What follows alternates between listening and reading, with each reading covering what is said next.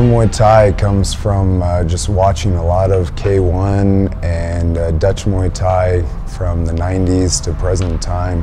When you watch high-level, very skilled athletes in kickboxing and Muay Thai, it's a very graceful sport. It's almost like two supreme athletes dancing in the most violent way possible. Developed a love for Muay Thai, just being a taller, skinnier fighter for the most part of my career. Love striking, long limbs, being able to reach out and touch someone. Just like to stand and bang and just get out there and touch someone. I think fans like the striking because there's more action. It's very literal. You have to be familiar enough with grappling to understand the ebbs and flows of it, but there's nothing confusing about somebody getting cracked in the face. When somebody's winning a Muay Thai or a striking match, it's pretty obvious to everybody. I think people like to watch Muay Thai because it's all stand-up and striking. It's exciting, you know, you get to see people really hone in on one skill and show how good they can be with their strikes and their angles and all their different stuff. You know, jiu-jitsu and wrestling is great too. For me, I like watching people stand and just, you know, bang it out. Always love fighting at the Budweiser Event Center. It's definitely the best venue in northern Colorado. I get the best response from friends and family going out to Budweiser Event Center, and we always put on a great show, great numbers. Man, I'm really excited to fight on a Budweiser show. It's going to be a big venue. Never fought in a big venue like this. I have a really good opponent. The whole card's stacked. Can be a lot of people there. I'm really pumped. It's exciting. It's like getting to the big level without going to the big show yet. Well, Ian Stonehouse and I both fighting Muay Thai on this card. Made some changes up to our camp, just to kind of condition our bodies for the wear and tear of Muay Thai. It's a little less common in MMA. Conditioning the legs for a lot of kicks, the thighs for taking a lot of kicks, checking kicks, having kicks checked, making sure to have a strong neck, staying strong inside the clinch. And the clinch tactics are a little bit different too. Luckily, having Ian in my camp and both of us going through the same thing at the same time, we've been able to coordinate so that we're both prepared for September 13th. I think, you know, with this, you really just got to focus on your cardio, good conditioning, strength training, and just really working on your striking. You know, when you have an MMA fight, you got to work on your wrestling and your jiu-jitsu. So you got to give time to each aspect of the sport, to where in Muay Thai, just hone in your striking skills and just show it on fight day. I saw Danny Mitchell fight in winter of last year, and as soon as I saw him fight, I knew I wanted to fight him. We've had a couple of near misses in the past, and this one we've actually got a contract signed. It's going to happen. The thing that I like about Danny is that his strengths are a lot of my strengths, and I think that the promoter recognizes that, and when Jeff saw that, we were a natural fit to fight each other.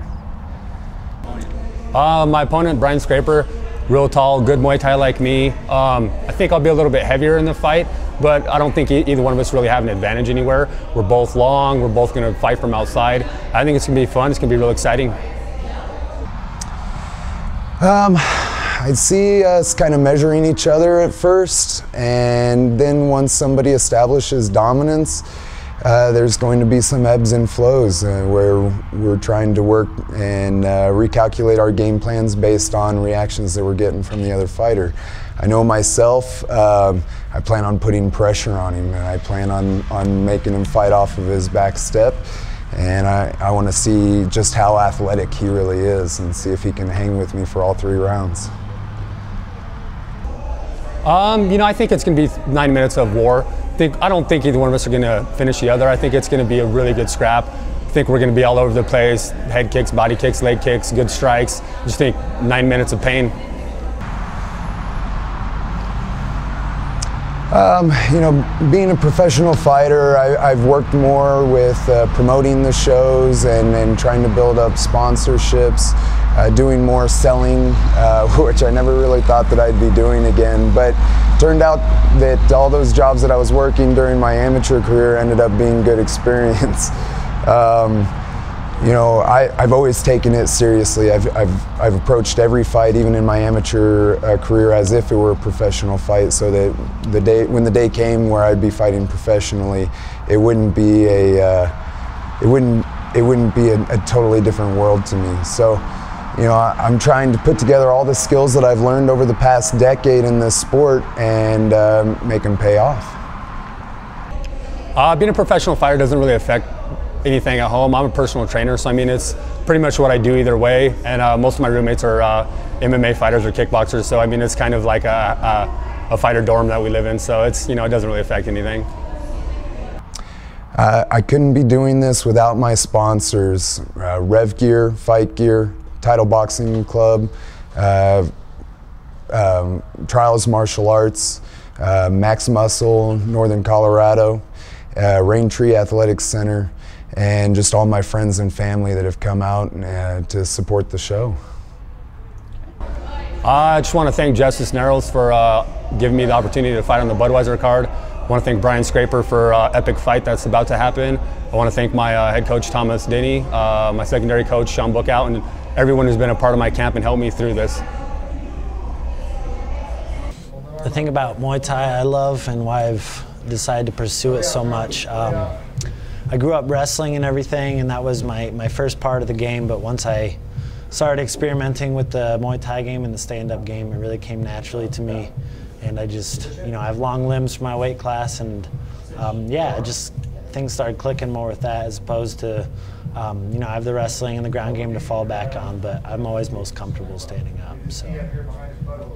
Well, I've always been involved in martial arts to some degree, but Muay Thai today is a lost art, and it's joined together with two men they're forced to stand together and bang with bone-to-bone contact. So it doesn't necessarily be who's better that night, but it's about who's tougher. One of the reasons I think fans like Muay Thai so much is because, you know, while I have nothing against the ground game and it's a huge part of MMA, you're going to see people get beat up in Muay Thai. You know, there's going to be lots of striking, lots of good hits, lots of solid hits, you know, dropping people. And people kind of like to see that action, whereas, you know, maybe you get a good wrestler that's so dominant he can just take someone down right away and, you know, finish the fight that way. But I think Muay Thai is a lot more explosive, it's a lot more action-packed, and fans like to see people get hit, so.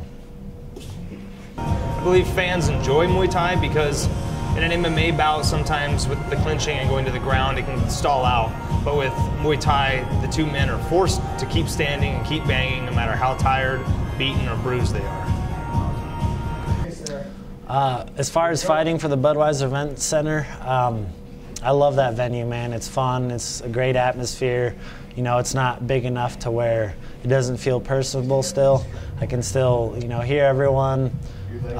You're still close to the cage for the most part, but yeah, it's just it's a fun venue to fight in. You know, there's lots of people, you can fit a good amount of people at that venue. So I just think it's really well put together, and it's just a fun show to fight in. It really feels like a big event. I'm excited to be fighting at the Budweiser because it's a premier location. It's a great event.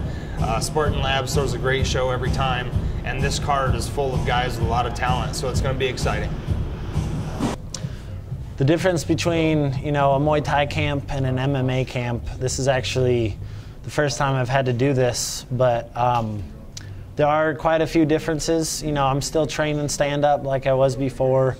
I'm still training my ground. I'm not neglecting that, you know, in case I fight MMA right after this fight, but I am tweaking and focusing more on my stand-up, more so than my ground, obviously. But I'd say one of the biggest things, one of the biggest differences is, you know, body conditioning, actually getting your body ready for punishment.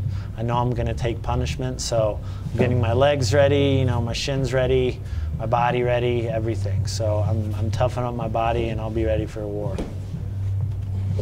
This camp to me is a lot different because I've switched guys that I'm working with, top level stand-up guys. And this camp, Muay Thai, it's a lot different because you don't have to spread yourself thin over wrestling, groundwork, Brazilian Jiu-Jitsu along with your stand-up. It's all central and located on Muay Thai. What I know about Steve Simmons, you know, I've seen him fight for a long time. I think I've even fought on the same cards as him. I can remember a couple scenarios where I almost fought him in MMA. I know stand-up is his specialty as well, so I think it'll be an exciting fight. You know, I know he's explosive, I know he's fast, he's got good kicks, but you know, I see myself the same way. So if I do my thing and stay relaxed and keep my movement going, I think I can take this one for sure. So.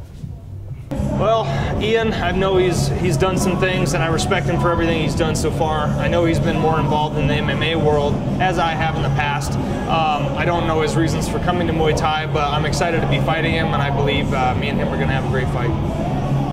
The way I think this fight's going to play out, I think it's going to be explosive. I think we're both going to beat each other up a little bit. I don't see this really being a one-sided fight at all. I think it's going to be some explosive action on both sides, lots of kicks, lots of good Muay Thai, and it's going to be a battle, man. It's going to be a good one. I'm excited. You know, it's hard to say any fight how it's going to play out. It's always 50-50. Ian's good. He's strong. He's fast. I've seen him. He's very agile. So it's nice that we're going to be able to keep up with each other and angle for angle. But I would like to come out on top. Never know how it's going to end, though. Being a professional fighter, the way it affects my life at home, you know, I can't, as much as I want to, you know, being fresh out of college, I can't go out and have as much fun or do as many things as I want to be able to do. But, you know, sacrificing some of that stuff, it really helps you be more focused, and it makes you want it more, because you got to put in the time, you got to put in the hours with this stuff, you know, especially at the professional level. You're not going to fight a slouch, and you can't. You know, amateurs these days are amazing too, but in my amateur career, I know I could get away with slacking here and there a little bit, but not at the pro level. It's a whole different world. Guys are doing this all day, every day, you know, so I gotta wake up, train, go to bed, you know, same thing. So eating healthy, everything. I can't let all these, you know, bad influences come into my life. So I gotta stay strong. I gotta stay training hard. It affects my life just because, shut up, Steve, because it's everything I do. I wake up in the morning and I'm training. In the afternoon, I go train. At night, I go train. So my family, my girlfriend, they all have to kind of deal with me being gone and that training schedule. You need special people to work around that type of environment, and I have that right now, so that helps a great deal.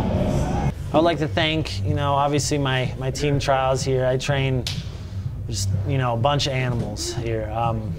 We have about a room, every team practice is about 15 guys, and, you know, we just beat the hell out of each other. It's a lot of hard work, man, but it's a second family in here. I love these guys. I'd like to thank my sponsor, Rev Gear, as well as I teach at a gym called Tribes, and a lot of those students, you know, help me put in some extra hours with sparring. So I'd like to, you know, thank all the guys at Tribes as well. But yeah, more than anything, just hear the guys at Trials. It's like a second family here, and that's who I got to thank more than anything, and especially my friends and family who've always, you know, the lows and highs have always supported me.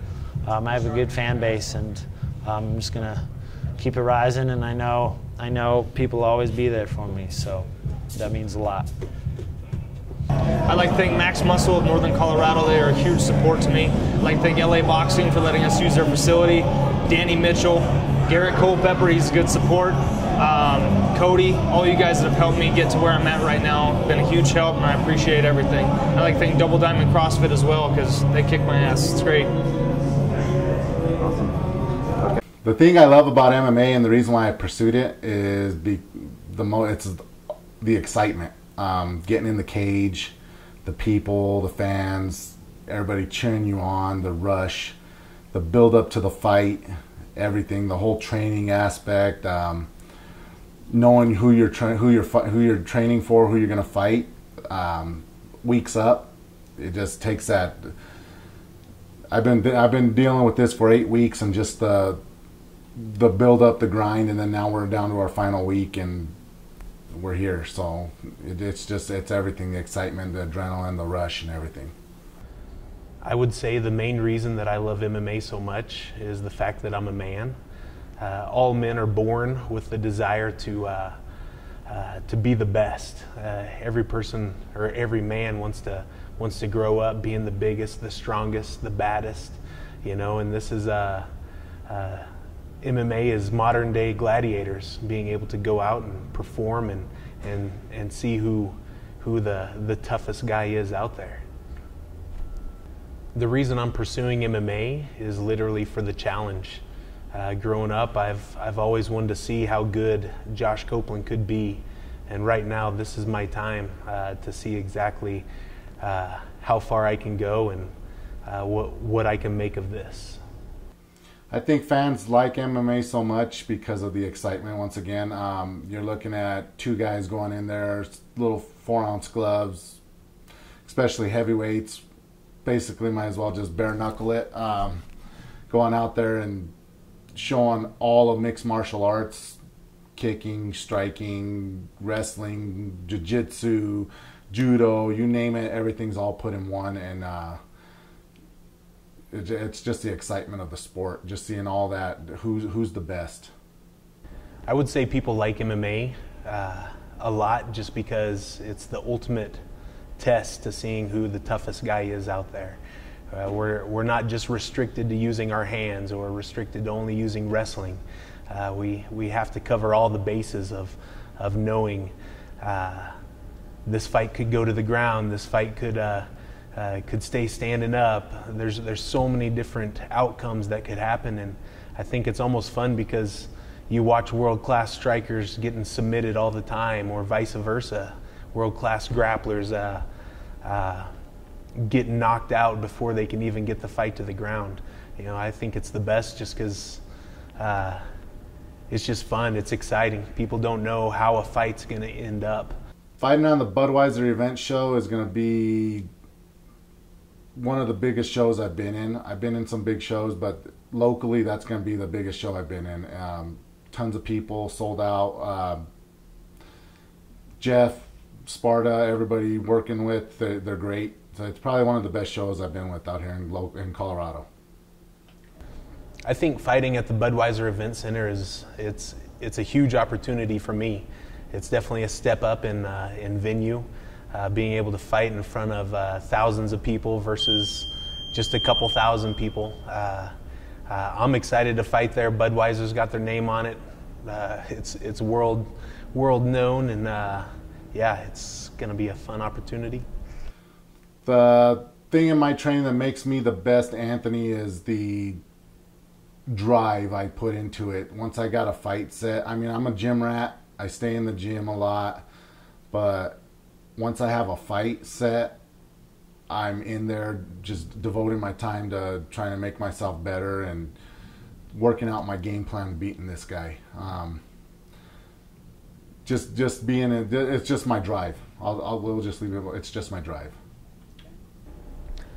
In my training, what makes me the best Josh? I would break it down to basically three things. My coach is number one, being able to train with the best coaches in the world. Number two, I'd say my teammates. And number three, I would say my consistency. I'm always in the gym. I'm always learning. The Josh Copeland that Anthony fought 2.5 years ago is nowhere near the same as I am today. I know a lot about Josh Copeland.